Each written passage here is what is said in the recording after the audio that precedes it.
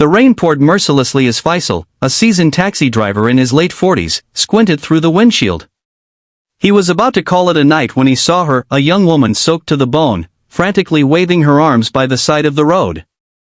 Her trembling hands clutched a bundled-up child, and her face bore an expression of sheer desperation. "Please, help me. I need to get to the hospital. My son," her voice broke, the rest of her words drowned by sobs. Without a second thought, Faisal unlocked the door and motioned her inside. The faint cries of the child in her arms filled the car as Faisal sped through the wet streets. During the drive, the woman, Sana, explained through tears that her 3-year-old son, Arman, was running a dangerously high fever, and she feared he was slipping into unconsciousness. She had tried calling an ambulance, but none were available, and no one else had stopped to help her in the storm. When they reached the hospital, Sana scrambled out of the car, clutching Arman. "Thank you so much. I don't have enough cash on me right now, but if you could just wait," Faisal cut her off with a gentle but firm wave of his hand. "Take care of your son. That's all that matters. Go." Tears welled in Sana's eyes as she mouthed a heartfelt thank you before disappearing into the hospital. Faisal watched them go, a pang of emotion tugging at his chest, but soon drove off into the night. A few hours later, as Faisal sat at home sipping tea, his phone buzzed on the table. He didn't recognize the number. Answering hesitantly, he was surprised to hear a shaky, familiar voice. "Mr. Faisal? This is Sana, the woman you helped earlier. Is everything okay?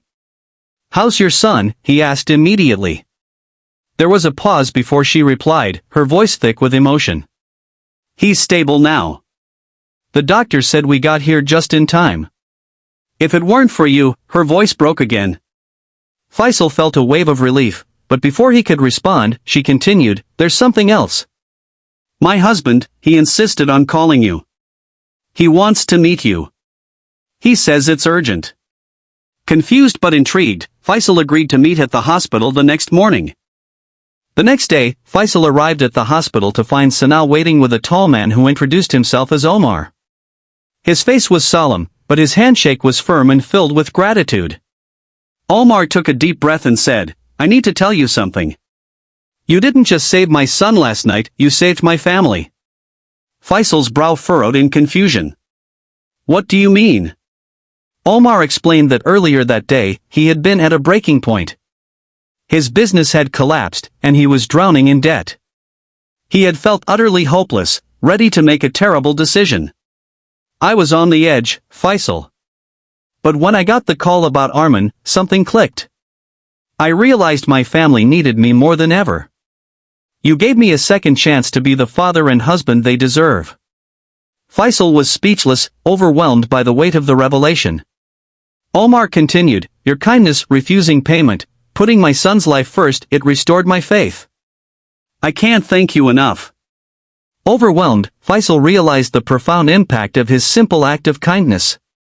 What he thought was just helping a mother in distress had saved a child's life and rekindled hope in a father's heart. As Faisal walked back to his taxi that morning, he couldn't shake the feeling that life had a mysterious way of rewarding good deeds.